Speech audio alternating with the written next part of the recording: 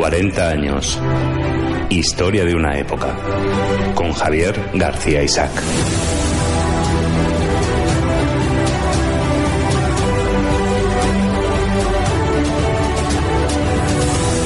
Bueno, pues estamos en 40 años, Historia de una época, y la verdad es que para mí es un inmenso placer estar con un buen amigo, con un gran amigo, y hacer este programa con él me llena de orgullo y satisfacción, que diría que ya saben ustedes, ¿no? Bueno, pues hoy estamos ni más ni menos con José Luis Barceló. José Luis Barceló es periodista, politólogo, además es socio de esta casa, uno de los miembros fundadores de Radio Ya, es el editor del Mundo Financiero, colabora con Razón Española, con multitud de publicaciones, tiene multitud de publicaciones de carácter económico. Yo creo que sobran las presentaciones, la gente que es fiel a Radio Ya, creo que saben de sobra quién es José Luis Barceló y la autoridad moral que tiene para hablar del programa de hoy. Ni más ni menos que la economía de una época.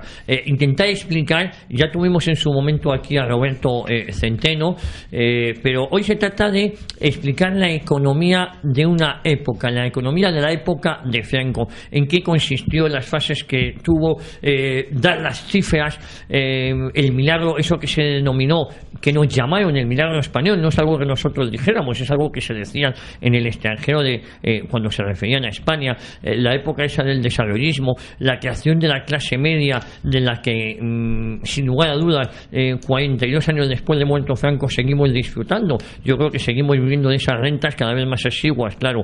Bueno, ni más ni menos que José Luis Barceló. Bienvenido, José Luis. Muchas gracias, Javier. Buenos días a los oyentes de Radio Ya.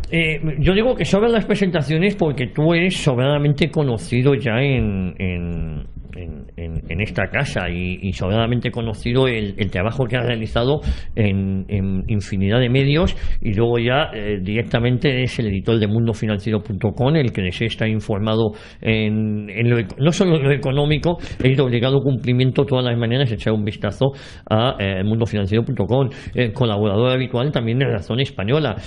José Luis, el tema, yo creo que tú eres la voz autorizada para hablar de lo que hoy nos ocupa, y es hablar de la economía de una época. Cuando uno dice, Javier, que hay alguien que es una voz autorizada, siempre hay alguien dispuesto a desautorizarla, ¿no? Pero bueno, hecha ese preámbulo tan completo que has intentado hacer, y que no merezco en ningún caso, pero sí has hablado de Centeno. Hay otros estudiosos, un doctor ingeniero de montes y periodista que es Manuel Martín Lobo, que también ha trabajado mucho sobre los planes de desarrollo en Extremadura y que es un profundo conocedor y un amante, por cierto, de Extremadura y de su tierra, ¿no?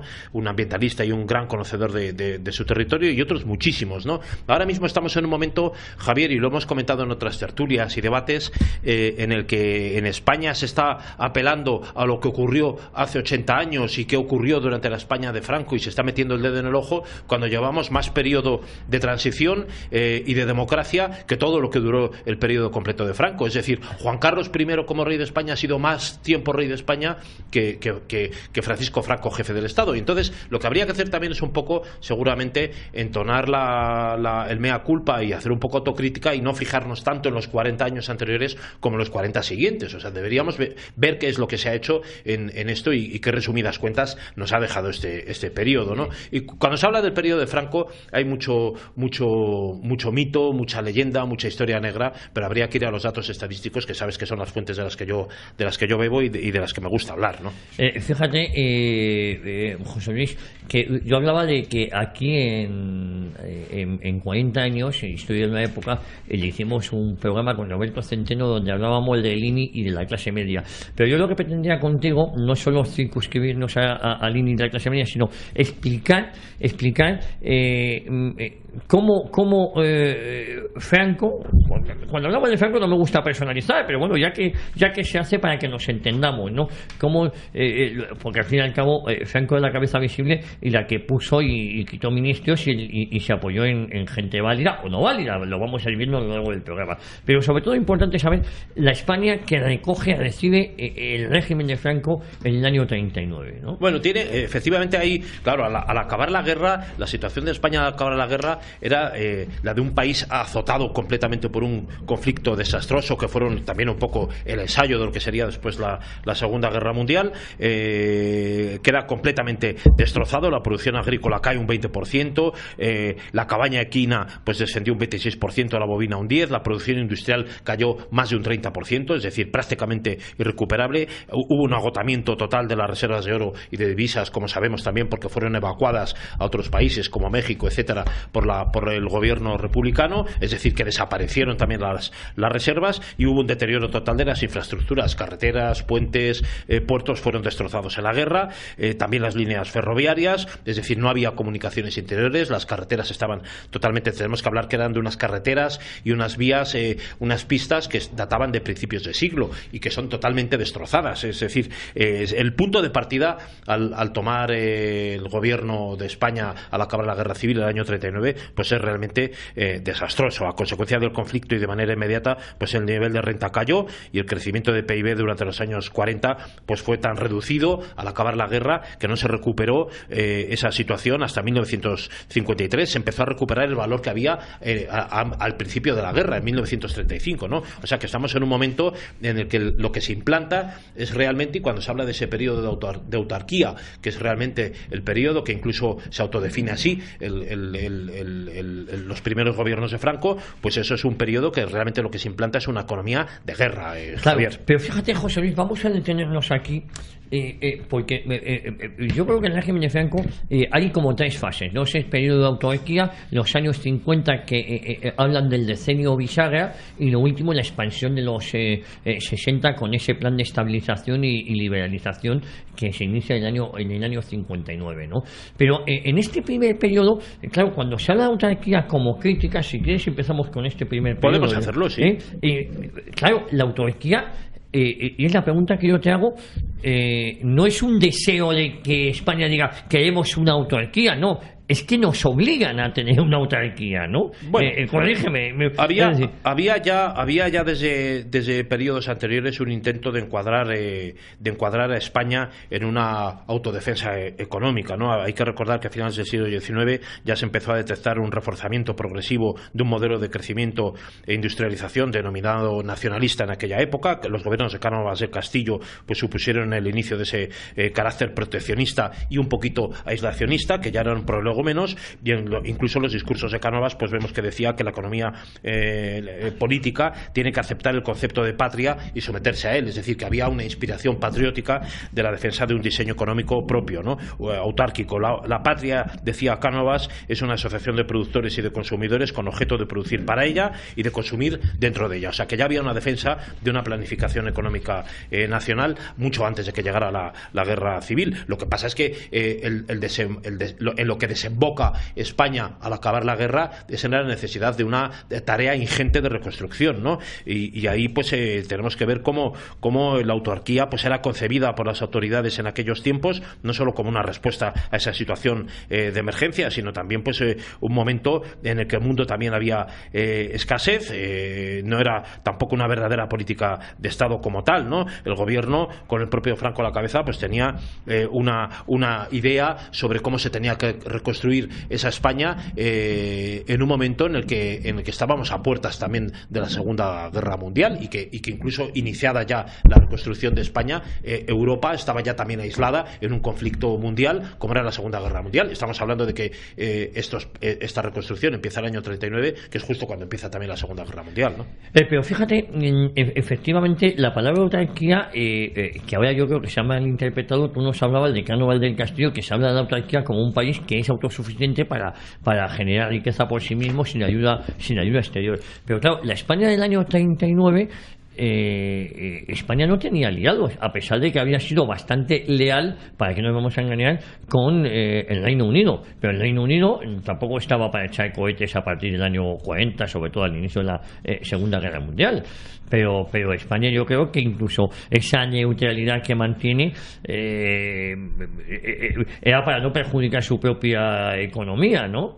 Tiene que acabar la guerra, Javier, para que España pueda afrontar con realidad, a la vista de cómo queda el resto del mundo y desde luego cómo queda el resto de Europa, para que pueda encarar seriamente un plan de estabilización que no se empieza a iniciar hasta 1959. Pero date cuenta que las primeras proclamas y la primera idea que se diseña por Franco es que ni un español estuviera sin pan ni un hogar sin lumbre. O sea que la necesidad era tan precaria y tan necesaria y tan urgente que era lo primero que había que afrontar. Y tenemos que recordar que las cartillas de racionamiento para productos básicos no desaparecieron hasta 1952. O sea, la Segunda Guerra Mundial acaba el 45, todavía se está unos cuantos años más con cartillas de racionamiento. Es decir, ¿no? España es el primer país de Europa que se quita la cartilla de racionamiento, que eso también hay que decirlo. Eso también hay que decirlo. Y también es importante decir un dato, que en la España nacional no existía la cartilla de racionamiento. Esa cartilla viene en solidaridad con la mala gestión que se había llevado en la zona republicana,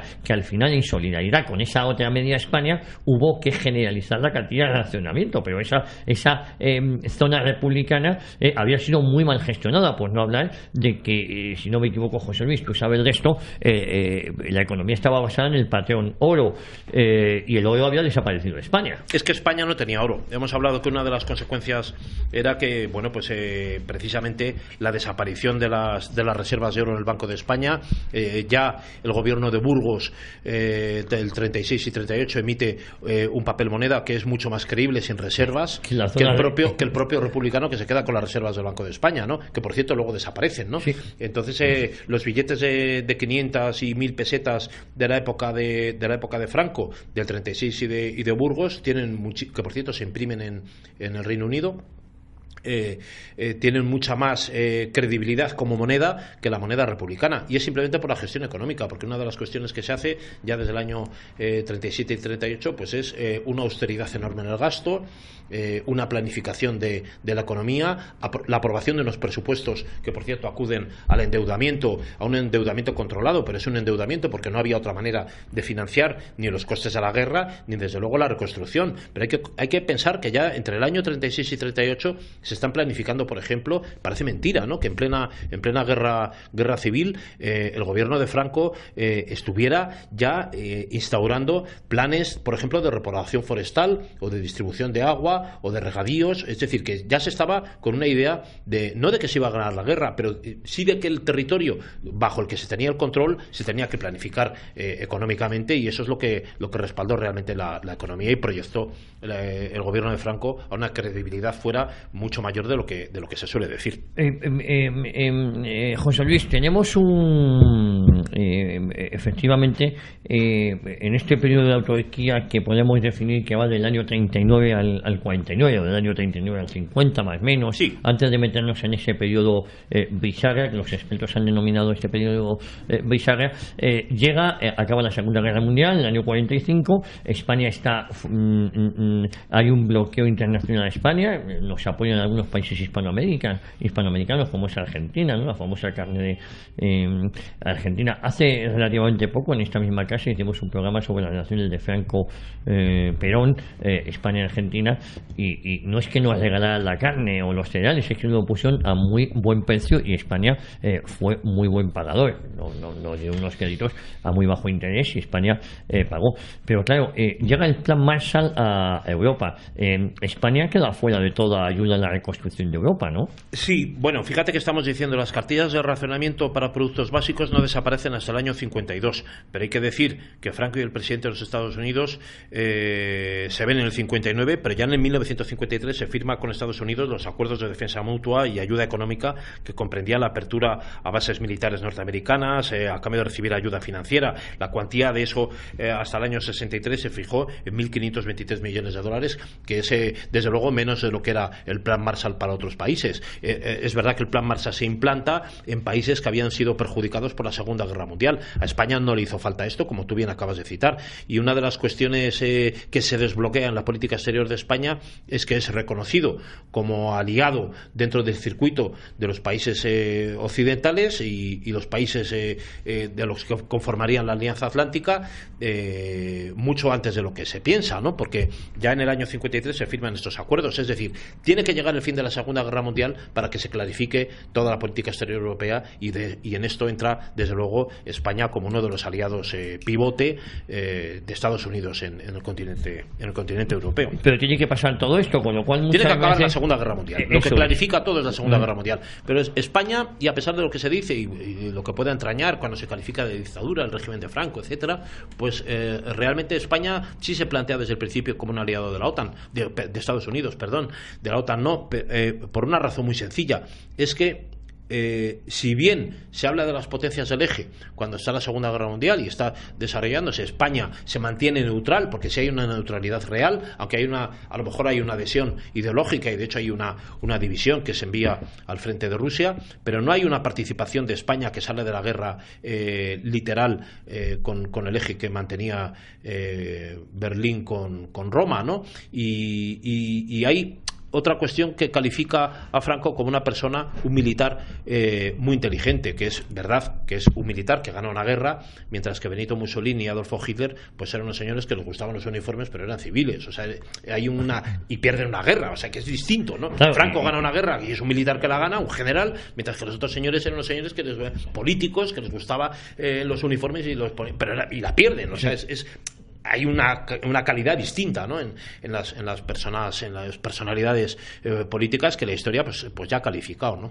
Y es verdad que Franco tenía muchísimo carisma, pero Franco también sabía rodearse de los mejores sin preguntarle su adscripción ideológica o política. Eso también hay que dejarlo muy claro. Ahí vamos a ir viendo más adelante, ¿no? Ahí se abre un momento clave, que es ese plan de estabilización, que ya una vez que tiene el apoyo de Estados Unidos, Javier, pues abre el plan de estabilización o Plan Nacional de Estabilización Económica. Pues fue un conjunto de medidas que se aprueban por el gobierno de España a partir del 59. El objetivo del plan pues ya fue la estabilización y la liberalización de la economía española. Esta segunda parte de la liberalización no se produce tanto como si la estabilización, y supuso una ruptura ya total con esa etapa anterior autárquica que decimos que es economía de guerra y prácticamente de reconstrucción nacional, que sí se consigue además, esa reconstrucción. Es que también esa época de autarquía ha sido muy denostada, pero hay que ver los resultados que trajo, porque en esa economía de guerra España se ha dado adelante, y España aguanta el bloqueo, y España aguanta estar fuera de Naciones Unidas, y España aguanta estar fuera del concierto mundial.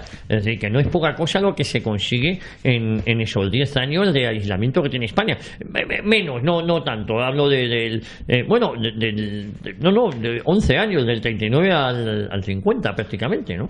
Franco decía: la experiencia de nuestra guerra tendrá que influir seriamente en todas las teorías económicas defendidas hasta hace poco como si fueran dogmas. O sea que el hecho de que él tuviera que realmente, mientras el resto de Europa pues estaban en guerra, ¿qué podía hacer España? No participaba en la guerra, pues era reconstruirse. Era muy difícil salir adelante, Javier, en un momento que tuvo unos problemas y unos desequilibrios enormes. Esta situación de estos años, que es prácticamente un decenio, ¿no?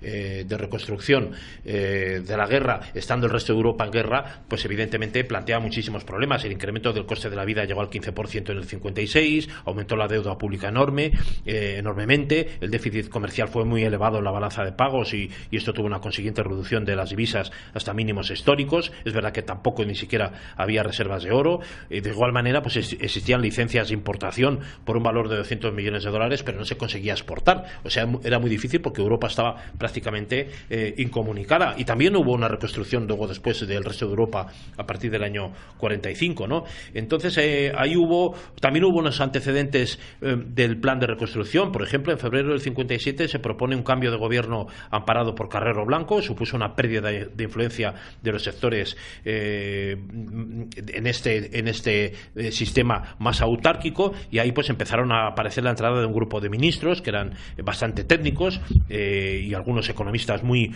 potentes, compuesto por Alberto Ullastres, por ejemplo, en Comercio, Mariano Navarro Rubio en Hacienda, López Rodó como jefe de la Secretaría General Técnica de Presidencia del Gobierno.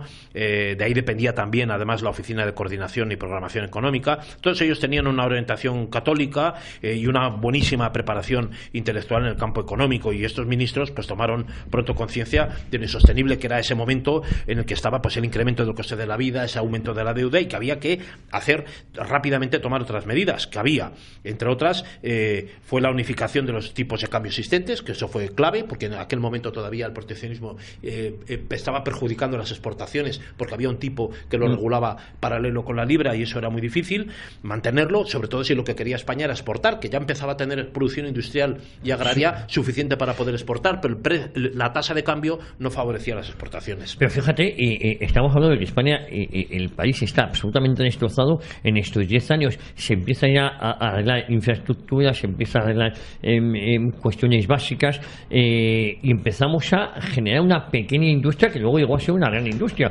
De este primer periodo que conseguimos salir vivos, lo digo en el mejor sentido de la palabra, nos metemos en esa segunda fase, que es la bisagra, ¿no? Que es del 50 al 59. Hay que recordar que en el 50 al 59, no sé si es en el 55, cuando España firma unos acuerdos, por ejemplo, con los Estados Unidos, de ayuda mutua de lucha contra el comunismo. Digo esto porque luego será muy importante esos acuerdos, porque España no es beneficiaria del Plan Marshall, pero sí tiene, aquí empieza a tener unos acuerdos absolutamente de privilegios con los Estados Unidos, ¿no? Sí, había los pactos de Madrid, esos del 53 que citas. 53, yo decía 55, 53. Eran los llamados pactos de Madrid, constaban en 3 acuerdos. El primero se refería a suministros en material de guerra que Estados Unidos iba a proporcionar a España, que eran necesarios también para que España se situara como un aliado preferente de Estados Unidos, porque así, si es cierto que queda al margen de la OTAN, no es menos cierto que los demás sí entran en la OTAN, pero España mantiene unos acuerdos privilegiados con Estados Unidos, que son distintos de los del resto, o sea, son realmente privilegiados. El segundo de los acuerdos se ocupaba de la ayuda económica, decían mutua económica, pero realmente la ayuda la recibía más España que Estados Unidos, incluía la concesión de créditos, y el tercero,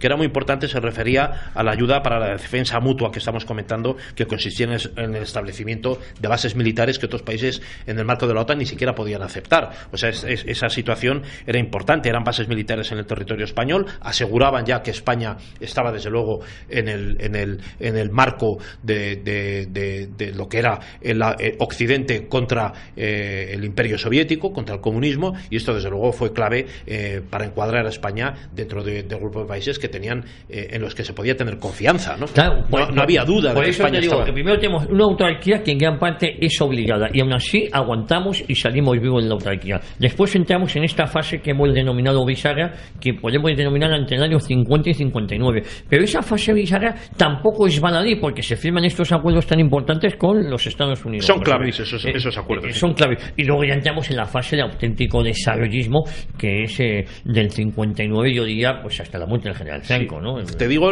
ese momento clave que dices tú, entre el 50 y el 57, 58, que estábamos comentando, estos cambios que hay a partir de eso que se llama 57 y tal, los años bisagra. Tienen unos momentos, es un momento clave para saber si España se va a dirigir hacia un tipo de economía todavía más autárquica y más autodefensiva, o se va a abrir a otro campo. Pero ahí se toman unas medidas técnicas económicas que son claves para la siguiente fase, que es la del plan de desarrollo, que dura prácticamente hasta los años 80, o sea que se sigue bebiendo de esas fuentes hasta hace nada, ¿no? Porque la transición todavía bebe de esas fuentes, ¿no? Estamos viviendo un poco de las rentas de aquello. Pero fíjate que algunas de las medidas son las de control y reducción del gasto público con la elevación de los ingresos del Estado. Por primera vez se puede implantar un sistema fiscal útil, o sea que puede generar ingresos para el Estado. Se propició la entrada de España en el Fondo Monetario Internacional, en la OCE y en el Banco Internacional de Reconstrucción y Fomento, que España está y eso es antes del plan. Hablando del año 57, 58. Por eso es tan importante eso que se ha llamado el periodo bisagra, ¿no? Ese periodo bisagra es importantísimo. En diciembre del 58, incluso antes de que se aprobara el plan, se eliminó la pignoración automática de la deuda pública mediante una serie de medidas que implanta el Banco de España, y esto fue fundamental para poder desarrollar una política monetaria activa en la siguiente etapa. Si no se hubiese este periodo bisagra, que lo vemos tan estrecho y que no está tan estudiado, y si hubiese sido perdido, fue clave. Las medidas claves para que España luego pueda relanzarse y catapultarse. Fíjate que estamos hablando de que entra precisamente en las estructuras internacionales económicas, ¿no?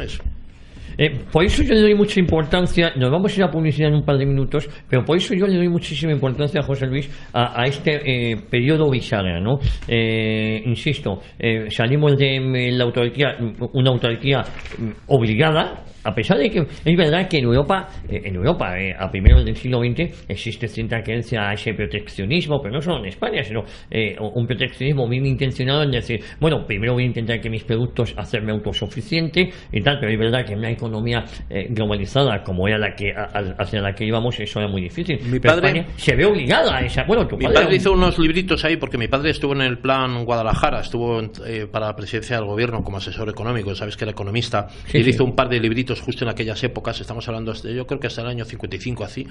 Uno era Economía de Guerra, se llamaba así, literal, y otro era Planificación Económica de Urgencia. Yo los tengo todavía. Me parece que el de Planificación Económica de Urgencia era del año 47. Imagínate, ¿no? Y él estaba hablando de cómo una economía de guerra y una planificación económica, porque estresaba esa situación. Era un grandísimo economista. Pero es que estresaba esa situación. O sea, había que sesudamente pensar cómo se podía España autodefender no de ninguna agresión exterior, no, salir adelante sin contar con ninguna ayuda. ¿Cómo podía sacar adelante una política económica y monetaria creíble de cara al exterior, que favoreciera también las exportaciones? Por eso, y antes de irnos a publicidad, José Luis, ¿tú no crees que Franco, los gobiernos de Franco, insisto, o la época de Franco, planificó perfectamente en los periodos que le tocó vivir en cada momento, se supo ajustar perfectamente y supo sacar el mejor partido en cada uno de estos momentos? Insisto que después de la publicidad vamos a hablar del momento más importante, que es eso que se ha denominado el milagro, que va del año 59 con los planes de estabilización y liberalización hasta la muerte del general Franco. Yo creo que Franco, una de las cuestiones que maneja mejor, y no sé si es Franco o son los gobiernos de los que se rodea, me refiero a la gente que está ahí, ¿no? Evidentemente España iba en solo una dirección, o sea, no había partidos políticos, con lo cual no se podía pensar más que en una dirección, que podría ser más acertada o menos, pero que era sacar el país adelante. Era esa la realidad. Lo que yo sí creo que se llevó magistralmente fueron las relaciones exteriores, Javier, que es lo que hace que España no se genere, digamos, grandes enemigos. España no tuvo nunca grandes enemigos durante el periodo de Franco, ni siquiera la Unión Soviética, ni Fidel Castro, ni nadie. Tenemos más ahora con Maduro que antes con Marruecos. No había una sensación. España lleva magistralmente en ese periodo de Franco de 40 años las relaciones con la América hispana, y con el mundo lo lleva árabe, también con el norte de África, con el mundo árabe islámico. Hay unas relaciones privilegiadas que ningún otro país occidental tiene, y yo creo que eso, los acuerdos con Estados Unidos y el no granjearse grandes enemigos ni meterse en ningún lío político internacional, tampoco mete el dedo en la llaga en ningún otro país vecino, yo creo que eso es lo que es magistral, y eso facilita mucho el camino positivo de la reconstrucción de España, ¿no? El no tener enemigos. José Luis, nos vamos a ir a publicidad después de haber dado la importancia que merece a este periodo bisagra, que va del 50 al 59, una vez abandonado la autarquía, la importancia de esos acuerdos que firma con los Estados Unidos y con algún que otro país, y nos metemos de lleno, si te parece, pero a la vuelta de publicidad, ya en lo que es el auténtico desarrollo, el auténtico crecimiento industrial y las exportaciones de Estado. Perfecto. Editorial Actas es una referencia indispensable para todos aquellos lectores que sienten inquietud por conocer nuestro pasado. Aquellos que, como el que fuera controvertido canciller de Inglaterra, piensan que la historia hace a los hombres sabios. Editorial Actas, un lugar de resistencia, un lugar de defensa de la historia rigurosa y veraz de la España tradicional y de sus valores. Editorial Actas, siempre en grandes superficies o en tu librería habitual. Consulta nuestras novedades en actashistoria.com. Porque hay niños en casa, una mascota o simplemente por el uso. Fictex, limpieza a domicilio para empresas y particulares. Fictex, limpieza de moquetas, telas, cortinas, tapicerías. Fictex, tratamiento antimanchas, antiácaros, antibacterias y antiincendios. También mantenimiento. Fictex, le visitamos sin compromiso. Infórmese 91 870 4696. Restaurante Asador Gaztelu, lo mejor de la comida vasca en Madrid. Abierto todos los días para tus comidas y cenas. Especialistas en carnes a la brasa, pescados frescos y gran variedad de pinchos. Cuenta con una amplia carpa para fumadores y aparcacoches de lunes a viernes. Restaurante Asador Gaztelu, en Julián Camarillo 50, muy cerca del Estadio Wanda Metropolitano. Teléfono de reserva 91 440 0347 o en la página web www.gaztelumadrid.com. La reconquista de España, del Tebib a Rumi. Colección facsímil completa de 34 números en edición limitada, numerada y firmada por doña Carmen Franco Polo, prologada por José Utrera Molina y presentada en una exclusiva caja. Puede ser suya por 500 euros. Contáctenos en secretaría@fnff.es o en el teléfono 91 541 2122.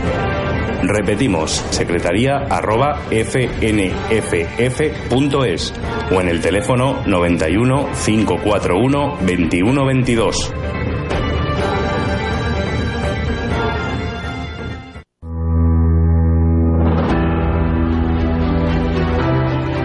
Pues seguimos adelante con nuestro amigo, con José Luis Barceló, en 40 años en historia de una época.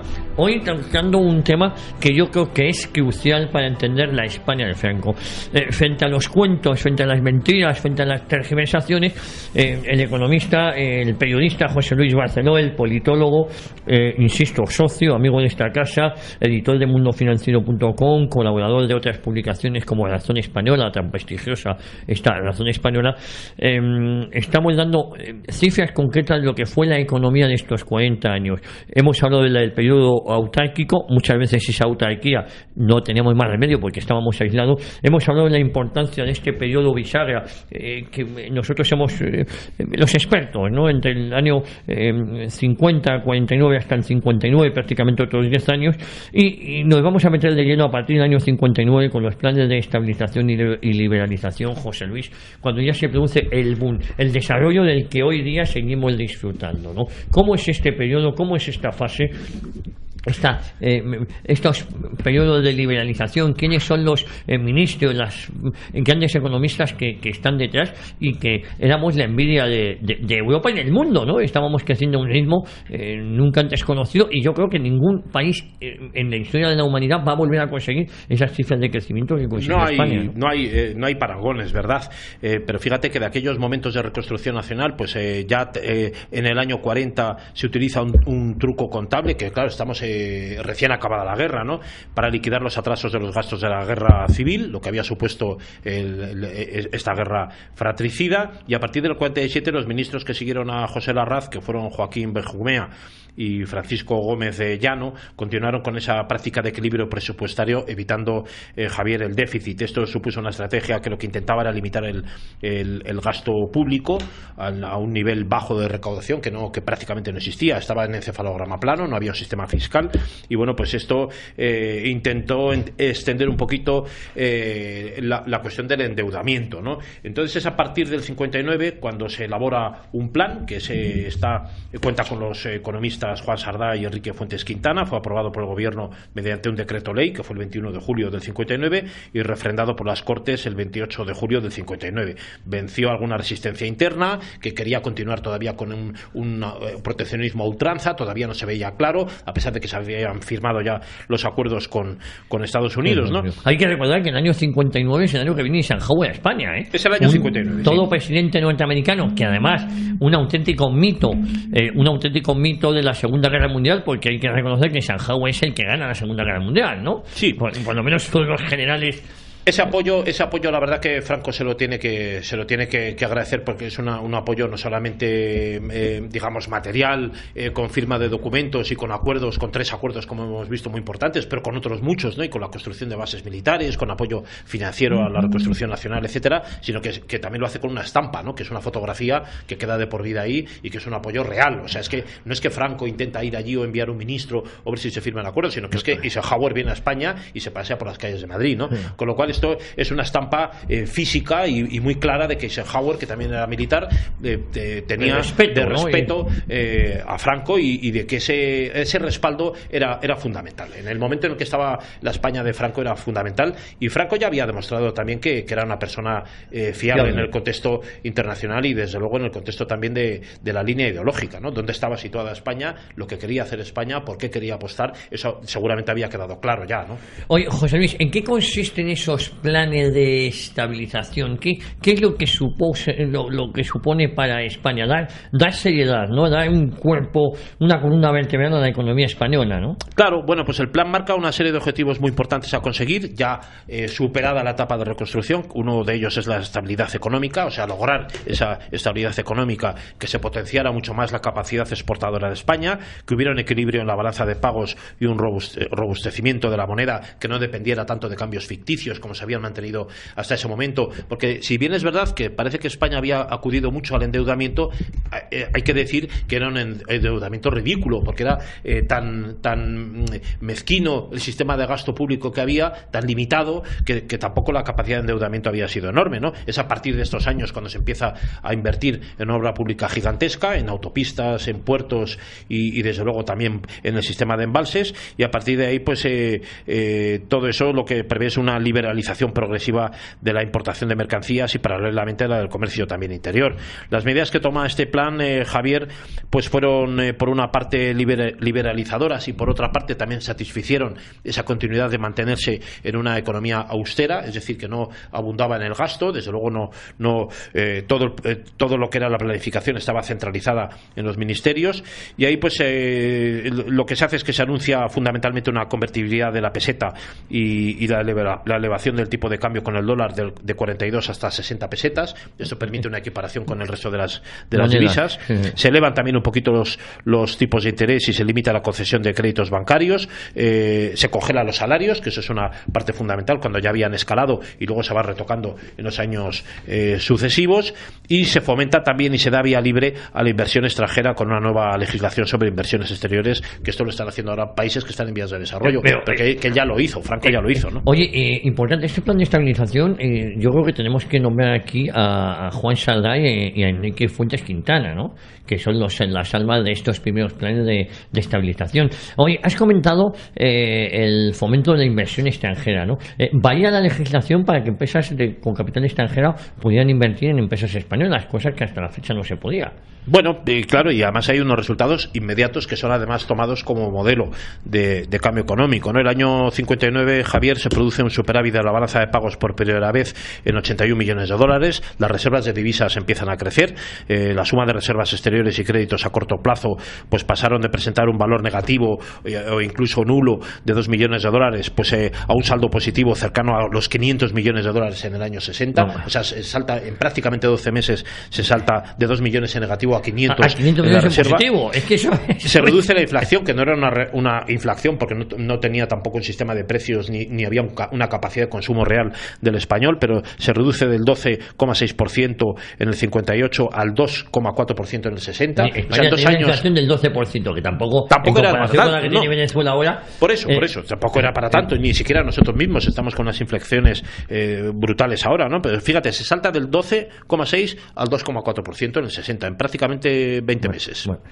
Oye, hay otra cosa que también quería cambia, se fomenta la recaudación, pero a la vez se limita el gasto público. Claro, esto es curioso para dotar al Estado de reservas, ¿no? Sí.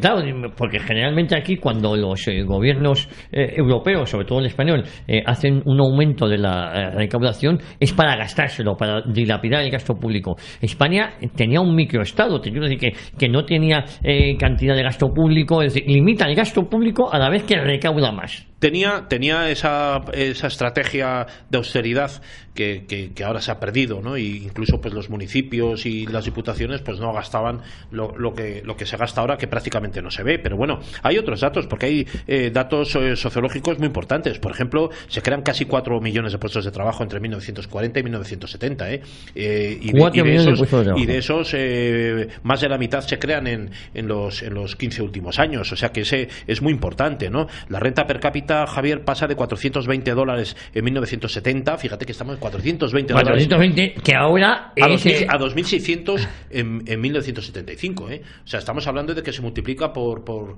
6 en 5 años, la renta per cápita. Fíjate que a qué velocidad. O sea, los últimos años estos del 69 al 75 son también claves en la consolidación de un sistema económico que lo que prima también es al español. O sea, lo que se crea es una clase media aburguesada, que es propietaria de su casa, es dueña de su trabajo y de sus vacaciones, alfabetiza a sus hijos, puede comprarse coche, que tampoco tenía un parque automovilístico que es verdad que era incipiente, pero era de los más modernos de Europa. O sea que estamos en una fase de crecimiento muy importante que no nos damos cuenta. José Luis, hay cuando yo he preguntado a distintos economistas cómo era posible que muchos hogares fueran familia numerosa, que solo trabajaba el cabeza de familia, no trabajaba la mujer, porque la cultura que había era que un trabajo tan digno como es el ser ama de casa y el cuidar y el criar a nuestros hijos. ¿Cómo es posible que con un sueldo se pagara casa, normalmente hay otra, pero no quiero generalizar, pero bueno, casa en la playa, coche, familia numerosa y son un sueldo? Bueno, eso es impensable. Estás dando la clave de un tema, porque precisamente en ese periodo, entre 1940 y tantos hasta el 70, la población española aumenta casi 1,5 veces, pasa de 26 millones a 34. Y esto no es porque hubiera unas políticas de apoyo a la natalidad, sino que la gente estaba feliz, o sea, la gente estaba contenta. De hecho, no hay una gran contestación. De 26 millones, perdón, es que esto de 26 a 34. Es que vamos a ir desmontando mitos. De 26 millones a 34, con lo cual, por mucho emigrante que lo había fuera, no se puede comparar con este crecimiento de tasa de natalidad. Quiero decir que por mucho español que trabajara afuera, eran muchos más los que habían nacido. Luego otros datos importantes son que la renta por habitante pasa de 15.000 pesetas a 57.000, que son casi 4 veces más. O sea, tú dices, ¿cómo solamente un puesto de trabajo podía mantener familias además que eran numerosas, ¿no? De 4 hijos, de 6, de 8? Pues bueno, pues porque la renta por habitante se multiplica 4 veces en este periodo, y un solo padre de familia trabajando pues podía sacar adelante una familia, comprar una casa. Sí hubo una migración interior muy importante, ya lo sabes, del campo a las capitales. Madrid fue receptora muy importante, Barcelona también, de inmigrantes sobre todo de Andalucía y de Extremadura, Vascongadas también, que buscan precisamente la vida urbana, o sea, una vida urbana que no es la de hoy, pero era una vida urbana que ya se veía como reflejo de prosperidad, de desarrollo, acceder al coche, acceder a estudios. Por ejemplo, el analfabetismo baja del 18 o 19%, del 18 o 19 cada 100 habitantes a prácticamente inexistente, ¿no? Pasa a un 3%, es casi 7 veces menos, o sea, desaparece el analfabetismo, ¿no? Por cierto, hay que recordar aquí la labor social que hacía la Mili. La Mili, entre otras cosas, además de que a gente de determinados pueblos o aldeas era la primera vez que salían de su pueblo y de su aldea, al que no sabía leer y escribir se le enseñaba a leer y a escribir. Incluso la de gente que habrás conocido, José Luis, que yo también he conocido, que se sacó el carnet de conducir haciendo el servicio militar, ¿no? Y que aprendió a hacer cosas, ¿no? Otras cosas, ¿no? Mecánica o lo que fuera, ¿no? Y oficio. Oye, la industria se fue principalmente hacia Vascongadas y hacia Cataluña, ¿no? Gran parte de la industria. Bueno, esto es una estrategia que el sistema político de Franco realmente premia a quien, desde luego con capital, le había ayudado en la guerra, ¿no? A afrontar la guerra económicamente. Ahí había industriales vascos y había también industriales catalanes, y se premia a estos territorios, que también es verdad que tienen una tradición más desarrollada en la industria, en la economía y en el comercio, pues para continuar potenciándoles.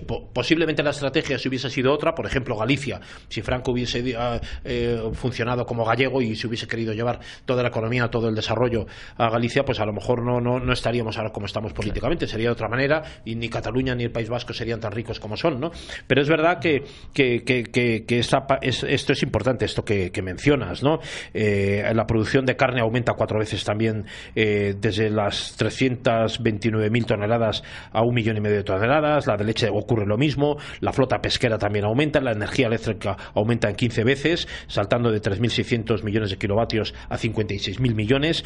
Fíjate que hay que mencionar que en esta época, en esta etapa, la mayor parte de la energía eléctrica, Javier, que empieza a requerir una oferta mayor por parte del Estado, pues era de origen hidroeléctrico. El 92% de la energía, el 92%, 18%. Esa es la obsesión de Franco por los pantanos. Frente al 18% actual. Solamente ahora es el 18%, ¿no? Pero antiguamente hablamos del 92. Del 92%. Había algunas centrales térmicas de tiempos de la República que funcionaban con carbón, que eran no podían suministrar toda la cantidad de energía que le hacía falta a la España, y mucho menos a la España del desarrollismo, ¿no? De los años 60.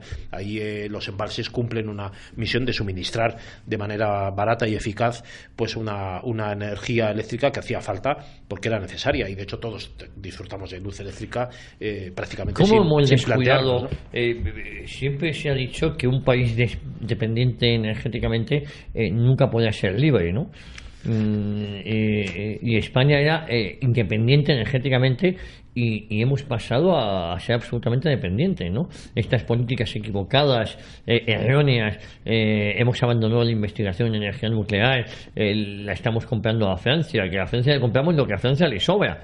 Bueno, pues fíjate, hemos hablado de embalses, la capacidad, fíjate que siempre es un tópico, ¿no? Hablar de los embalses de Franco y las presas, pues es un tópico. Pero fíjate, la capacidad total embalsable, Franco en los 36 años construyó el 65% de toda la capacidad, incluso la actualmente existente, o sea, de la que tenemos ahora. El 65%. Franco, que, por cierto, ahora que se están tirando cruces y monolitos y placas y tal, se podrían también tirar los embalses, a ver si lo soportaríamos, ¿no? Porque sería una obra de Franco.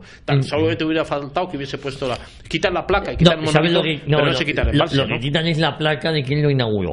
Bueno, pues que pueden poner la de Felipe González si quieren, ¿no? Pero bueno, o la de Cifuentes, pues en La Paz, aún hay más. La mitad aproximadamente de la capacidad embalsada concluida en lo que llevamos de democracia se obtuvo hasta el año 87, y la otra mitad a partir de ese año. Fíjate, si tenemos en cuenta que la mayor parte de la capacidad embalsada desde el año 75 hasta el 87 se debió a la terminación o construcción de pantanos que ya estaban en fase de proyecto y construcción durante la etapa de Franco, pues se puede concluir que la democracia prácticamente no ha concluido casi nada en la construcción de nuevos pantanos y embalses. O sea, no hemos hecho nada, estamos viviendo de las rentas, ¿no? Y eso que se dice que era una obsesión de Franco, bueno, pues el 92% de la energía eléctrica, tal, pero es que todavía tenemos que el 80% de nuestra capacidad de embalse sigue siendo planificada en la época de Franco. José Luis, lo cual es triste, ¿no? Hay una cosa también importante, que es cuando hacemos referencia al turismo. España empezaba a tener una industria turística muy importante, pero también porque se invirtió y se volcó con ella. Yo recuerdo los anuncios que, por ejemplo, Salvador Dalí, el genio Dalí, hacía para la televisión española, ¿no? Bueno, el turismo, ¿sabes que la Alemania de Hitler planificaba que cuando acabara la Segunda Guerra Mundial en el Mediterráneo había que montar un Caribe?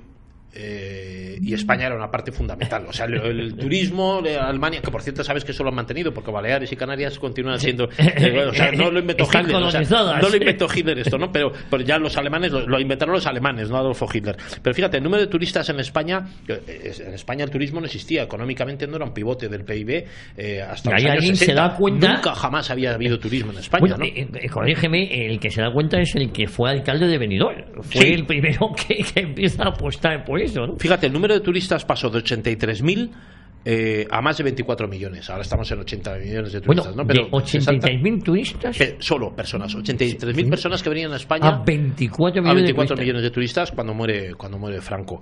Los ingresos por turismo en divisas pasan de 2,5 millones a 1.700 millones, que son como 672 veces más. O sea, se crean unas infraestructuras enormes. Se hace, por cierto, una gran campaña exterior. Parece mentira que en los años 70 se pueda promover tanto el turismo a España de una forma tan eficaz, ¿no? Las campañas ahora no son capaces. Es verdad que ya vivimos solos de esto y rueda solo el tema, ¿no? Porque hay una capacidad hotelera inmensa, todo el mundo conoce España, pero se conoce por esta política, ¿no? Pero bueno, pero en esta época, corrígeme, José Luis, se vende España como nación, no se vende una marca. No, se vende como país acogedor, España como país. Se vende un sistema de vida, se venden unos pueblos y unas ciudades que realmente se vende una España barata, en la que se puede vivir bien con poco esfuerzo económico. O sea, esto no es Londres, ¿no? Donde aquí te puedes pulir la American Express de la época en un momento, ¿no? En España, pues eso no era necesario para pasarlo bien. Y luego el sol, seguramente, es una estampa de España que estaba en todos los carteles, ¿no? Desde los años 70 para acá. Pero yo creo que sobre todo la población, Javier, porque siempre en en esto yo confío, tengo mucha fe en que el español es un tipo de pueblo excepcional, si lo comparamos con el resto de los pueblos europeos, capaz de aguantar lo inaguantable. Seguramente solamente los rusos son capaces de aguantar tanto como los españoles, y aquí pues estamos aguantando una crisis, hemos aguantado otras, ha habido tiempos peores, todos tenemos abuelos y bisabuelos o familiares que han estado en un bando y en otro, y aquí lo que habría que apelar es más a la conciliación que al rencor en la memoria histórica, ¿no? Yo creo que esa memoria histórica todos en las familias lo tenemos. Mi padre, por ejemplo, que vivió la guerra civil en Madrid, pues nunca quería hablar de esto y me contaba con cuentagotas las cosas, incluso siendo mayor, mis abuelos igual, y yo siempre he visto que en casa y en las casas de mis amigos y en la familia, pues estas cosas se han llevado no hurgando y metiendo el dedo en la llaga, sino todo lo contrario, intentando precisamente buscar la reparación, ¿no? Entre nosotros mismos lo tenemos que hacer, Javier. Oye, querido José Luis, llegamos al año 74 con estos planes de estabilización, con todas estas cifras que nos has dado, y prácticamente en España existe pleno empleo. Bueno, pues sí, ese es uno de los éxitos que se pueden reconocer, ¿no? A esta etapa. Ahora mismo, Javier, se podría estar diciendo que estamos viviendo de las rentas, ¿no? Los efectos estabilizadores se dejaron notar en muy corto plazo de estas medidas que estamos hablando, tanto en el interior como en el equilibrio exterior, en la balanza, y bueno, pues a partir de ahí se produce un superávit importantísimo en la balanza de pagos, la reserva de divisas crece, la inflación se reduce notablemente, y vemos ahí que bueno, pues parece que hemos estado tirando un poco de chequera. Es como si se hubiese muerto el abuelo y hubiésemos empezado a tirar de las pequeñas moneditas de oro, de vender el piso en el pueblo y no sé qué. Y yo te decía al principio de esta entrevista, Javier, que yo creo que habría que hacer autocrítica y en vez de reescribir la historia de Franco, que ya es una historia que empezó hace 80 y tantos años con la guerra civil, tendríamos que empezar a hacer autocrítica de lo que hemos hecho en el periodo yo diría del 78 para acá, ¿no? O sea, con la aprobación de la Constitución, que hemos sido capaces, porque ese manejo de esos años que llaman de la transición del 75 al 78 son un poco de tomar pista, ¿no? A ver si vamos hacia un lado, hacia otro. Esos años podrían ser incluso perdonables, pero lo que no se puede perdonar es del 78 para acá, y ahí es donde yo creo que ahí sí habría que empezar a poner el dedo en la llaga y decir de verdad qué es lo que hemos hecho, ¿no? Sobre todo los políticos, ¿eh? Claro, es que igual, fíjate, me gusta que hagamos esto, porque es que igual hay que empezar a llamar la atención y hay que empezar a comparar épocas y actuaciones, ¿no? ¿En qué nos hemos equivocado a partir del 78 para acá? Hemos dejado una España más desunida que nunca, una España que prefiere tirar el agua al mar antes que dárselo a la comunidad o a la región vecina. Es decir, ¿qué ha pasado para que estemos en la situación donde estamos ahora, de desapego a la nación, donde España ha quedado, como yo te decía, como una marca? Claro, todas estas cosas ha generado un fracaso.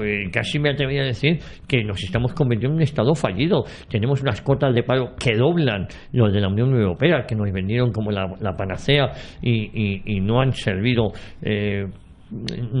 para lo que se buscaba. Es decir, hemos cogido lo peor de cada casa al final, ¿no? Hay que ver, Javier, el saldo.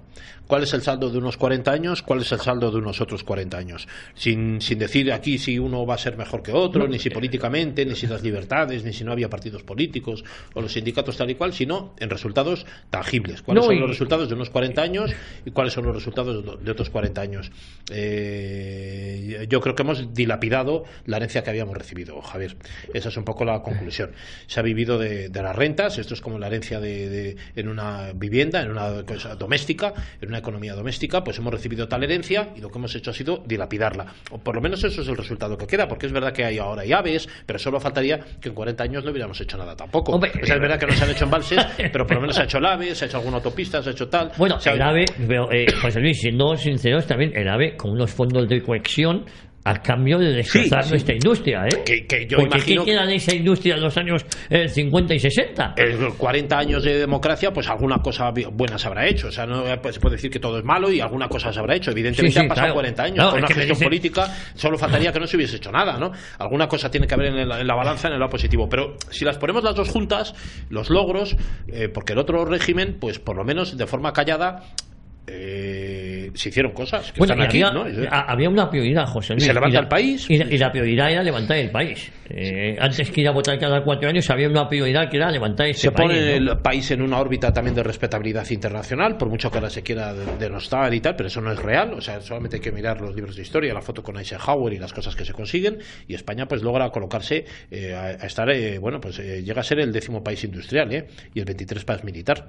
O sea, que no es ninguna tontería. Estamos hablando del 10º país industrial. En los años 70 España era eso, ¿no? Y ahora la foto que hay, pues es un país donde tenemos un presidente de un territorio autonómico prófugo y respaldado por otros aliados nuestros en Flandes, ¿no? Entonces, hombre, eso es el retrato. La foto que queda es el ridículo, y si de esto, y todos fugados y todos en la cárcel, señores de 82 años que ha gestionado el liceo y que el Palau, y tal. Pero hombre, esto, ¿de qué estamos hablando, no?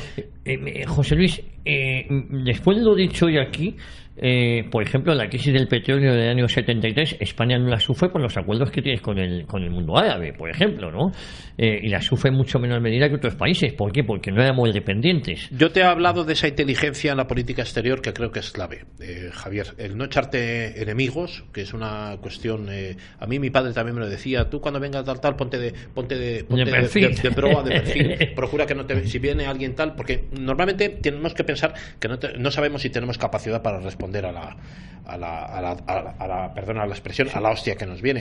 Entonces es mejor preservarte y tal, y mantenerte un poco con las limitaciones. En este caso Franco, yo creo que fue en esto muy reservado en la política exterior, y supo no ganarse enemigos, y además granjearse buenos aliados, que son el mundo árabe, por el cual sabes que él tenía predilección, por razones también personales, etcétera, y luego desde luego el mundo hispano, de la América hispana, que son aliados, y hasta hoy hay un corazón unido a ese mundo hispanoamericano que yo conozco también y que quiero mucho, y que por cierto todavía se nos quiere y se nos respeta mucho, a pesar de lo mal que les hemos tratado, a pesar de lo mal que les hemos tratado, porque hemos hecho dejar de funciones y nos hemos volcado con la Unión Europea.